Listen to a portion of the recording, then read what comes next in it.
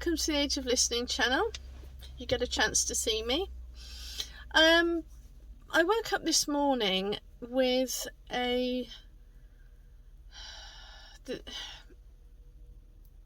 with kind of the words for this video ringing in my ears. So I'm just, while I've got a few minutes, I thought I'd talk about it. And it's about why I say the words reset quite a bit. We have certain numbers, and I'll put up some cards here so that you'll be able to see it. But when I do a reading, there's constantly sort of reset, and there's probably an awful lot of readers out there that don't say that as much as I do. And why? Because when you have a reset, you're at a juncture, you're at like a T-junction where you're being asked to appraise and self-appraise. So for those of you that don't know that word, because I know there are some, so when we make an appraisal of a situation, we are looking at it afresh, we're stopping, we're doing some self-reflection if need be, or we're doing some fresh appraisal, fresh looking at the situation outside of us from a new or different perspective, in order to be able to go forward in our life. And so when we look at certain cards, I mean, any of the 10s, they are always a time for moving forward and going into a new cycle. I know people view it as a completion because you're going forward into a new one, because 1 and 0, or 1 and 0 makes 1. So, and 1 is a new beginning, something new. Then you've got the aces. Again, it's all about something new that's coming. And with my readings, whether it's private or whether it's online, when you have a ace, you're being given something to move forward.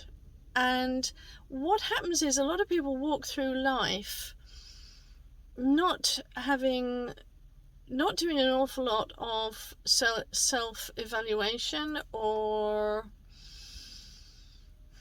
asking themselves questions that need to be asked. Not just about themselves, but about others, Anyway, I was watching a panel. I don't know why I'm saying this, it'll probably become clear.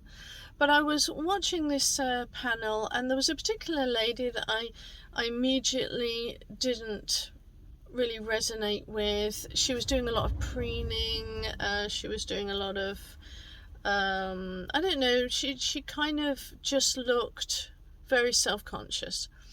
And I'm a very confident person, and that kind of triggers me. And the reason why I'm pointing this out is because I'm highlighting my judgment, my prejudgment. Now, we all do it. So, no one here can turn around to me and go, well, that's very judgy of you. Yeah, well, you all do it. I'm just telling you I do. So, so I was looking at her, and instead of doing what a lot of people will do, which is they'll follow through with their judgment. They'll make that judgment, and then they'll just leave it. I'm right, this is what I felt. Instead, I did some self-reflection on it, and I put it to one side, my judgment of her, and I thought, I'm not going to focus on that. I'm going to look at the other people. And there was about probably about 20 people on this conference call, and so it's like a Zoom. There was a lot anyway. And so I made a conscious effort, at a T-junction, and I made that conscious effort to put it to one side and see how this all played out, because she hadn't spoken at that point. And when it came to her chance to talk, she sounded lovely, and I thought, you know, I was wrong. Because, you know, she came across very authentic, and then came the understanding of what had triggered me. I wasn't wrong. She was very self-conscious, and she was doing all the self-preening stuff and all this, but I was wrong as to her motive. Okay, so her mother had died that day, and literally, so it was expected, but still, and she was preening because she was a bundle of nerves, obviously in shock still, you know, and she just wasn't herself, and so the self-preening was coming from trying to keep it together. It was self-soothing more than it was preening. So here, the reason for this story then obviously is clear, is that it's about, life is about T-junctions, and we hit these T-junctions you know, many times during the day, and I suppose I'm validating, this video is about validating why am I always saying reset, reset, reset? Because it's time to evaluate. It's another time. Fives, another time to evaluate. You know, chaos. But out of chaos comes order. You know, you've got the Chariot card, choices. You've got the twos, choices. I mean, they can mean balance as well, but even if you talk about balance, well, in order to have balance, you need to make a choice. You know, you have to choose, do I wish to be balanced or not, you know, or, you know, the whole of tarot could be a part of it, could be argued that it's all about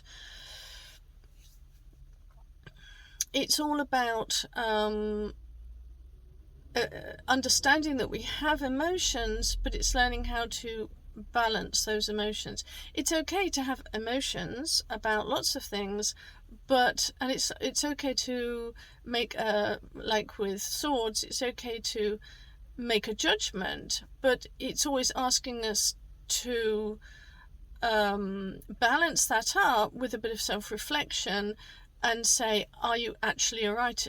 Are you actually right in that evaluation? So I think that's really, I mean, you can go through all of the first 10. I always class the first 10 of the major arcana as being very earthly, and then from 10 to 20, it's about the self-reflection and going deeper and more spiritual, which is why I view the Strength card, as they do with the Tarot de Marseille. The Strength card is actually 11, because it's all about owning the ISIS sort of thing. It's about owning, standing your ground spiritually and who you really are, and putting it, manifesting it physically and spiritually as a whole. So and then, you know, with the minor arcanas, they are putting a situation in front of you and asking, gosh, I've got really hot, and asking you to do some self-reflection, self-evaluation, but also evaluating what's outside of yourself as well. To do with wands, your determination, what's driving you, your swords, what are you thinking? You know, what are you thinking? You need to think. Cups, what are you feeling? Are you in control of your emotions? Have you got boundaries up? Are you putting yourself first, or are you only thinking about yourself? But then again, you know, that's me adding to that. Scrub that. You need to the world does revolve around you because you are you in your own space, in your own head, but you're still supposed to control that amount of feelings. Then we've got what else we got? Then we've got the Pentacles, you know, and that's living on the day-to-day life, what we value, with family, health. You know, are we pushing forward? Are we what are we putting our value in? And you could go on with Pentacles. Pentacles is actually one area that's quite wide. And then lastly, what was he say? We had Cups, Swords, oh yeah, Wands and Pentacles. So we've said them all now. But really all of them are asking you to make a reset. A lot of them are asking you to reevaluate. And every single day there is a reset. You have opportunities with every conversation that you have with other people. It's a reset. Or you can just do the same old stuff day in, day out, get the same results day in, day out. And that's really why, one of the reasons why I love tarot is because if you look into it, you realize that every conversation can be a possibility of a complete change of lifestyle, a complete change of thinking on something. People can expand your life with just a single sentence. I mean, I've made choices of whether to go somewhere or not to go somewhere, and my choice of whether to go or not to go has impacted my life in some way. I mean, I give you another quick, for instance, and I think I've said this before, so apologies if you have actually listened to all my videos.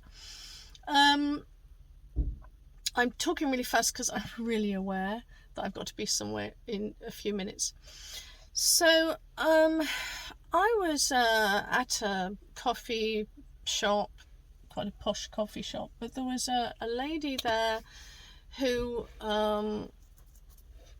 was serving me, and she had this accent, and I said to her, as she was making my coffee, I said to her, "You've got such a beautiful accent. Can I just ask where you're from? It's lovely, but it's got a twang to it that I can't quite pinpoint," because it sounded very Polish.